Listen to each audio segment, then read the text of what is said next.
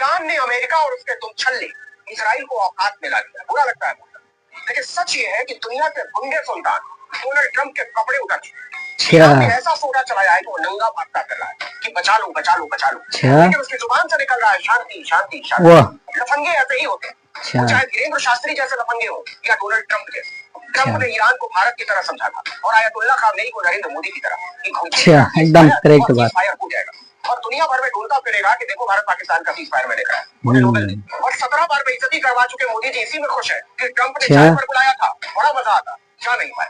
दूसरी तरफ ईरान है कि ट्रंप ने दुनिया में ऐलान कर दिया ईरान और इसराइल में सीज़फायर हो गया। पहले ईरान झुकने का सबूत देगा और तब इसराइल गोले दागना बंद करेगा।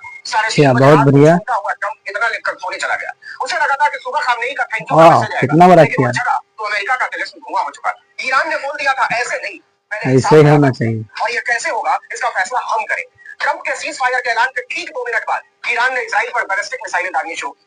बहुत बढ़िया, बहुत बढ़िया। 15 मिसाइलें दागी, इनमें से 6 तो बैलिस्टिक मिसाइलें।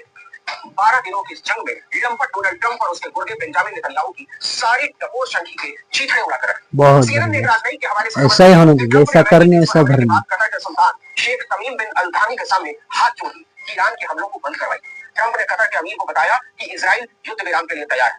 ईरान को मनाने में हमारी मदद की। अल थानी ने सीधे खामनेई से बात की। खामनेई ने साफ कहा कि इजराइल के हमले रोकने के बाद हम इस पर विचार करें।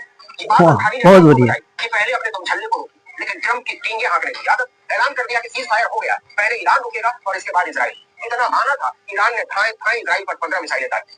बहुत ट्रंप बढ़िया, जब सवेरे होश में आया तो सही होना चाहिए, ईरान को ऐसे नहीं जैसी करनी वैसी भरनी। दर्ज किया है कि जालिम अमेरिका के हमलों का ईरान ने अपने अस्तित्व को दांव पर लगाकर जवाब दिया था। इतिहास ने दर्ज किया है कि लोकतंत्र का ढोंग रचने वाले संसार के लगभग सारे देशों ने उसे अकेला छोड़ दिया था। इतिहास ने दर्ज किया है कि इस्लामिक देश अमेरिका की गोदी में बैठकर ईरान को मिटा देने की कोशिशों पर वाह वाह कर रहे थे। और इतिहास ने दर्ज किया है कि 86 साल के बूढ़े ने शेर की तरह इस हालात से न केवल लोहा लिया बल्कि इसे जीत में बदला। बहुत बढ़िया, चाहे चूक बके, नेतन्याहू अपनी कुर्सी बचाने के लिए चाहे जो करे, लेकिन इस सच को न छुटलाया जा सकता है और न मिटाया जा सकता है कि बेहिसाब सामरिक शक्ति और डॉलर की ताकत के बावजूद वो ईरान के सामने बहुत बौने साबित हुए। ऐसा ही होना चाहिए। शानदार तरीके से जीत लिया है। ईरान ने साबित कर दिया है कि अमेरिका अजेय नहीं है। इजराइल को तो उसने इतने गहरे जख्म दिए हैं कि वो इसकी पीस को कभी भूल ही नहीं पाएगा।